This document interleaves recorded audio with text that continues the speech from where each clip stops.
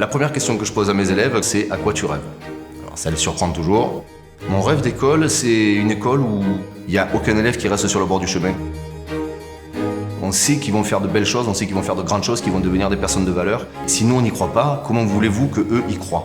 À un moment, nous, il faut qu'on ait foi en l'avenir, il faut qu'on ait foi en eux, et pas de se dire je vais passer 4 ans au collège comme si je rentrais dans un tunnel.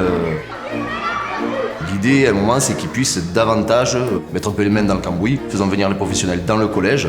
Et on est tombé sur des Jérôme, des Denis, des Mélissa, qui, quand on leur a parlé du projet, ils ont dit mais bien sûr, on fonce quoi.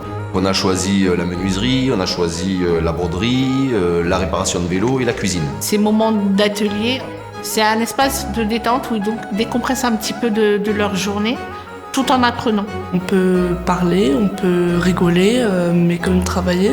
Là, c'est plutôt manuel, alors que dans la cours de base, on est plutôt oral ou à l'écrit. Moi, j'aime bien changer des pièces sur les vélos, surtout qu'on peut amener notre vélo et dès qu'on a un petit truc cassé, on le répare. On s'entraide tous un peu. Ils n'ont pas conscience tout de suite de tous les avantages que ça peut apporter.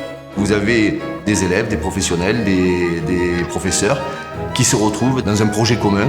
C'est hyper enrichissant. On n'est pas devant des écrans, c'est manuel, on s'amuse, mais en restant dans le vrai monde.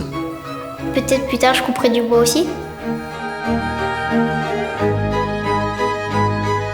Nous, on leur dit, vas-y, avance, aie confiance, fais-toi confiance, n'aie pas peur.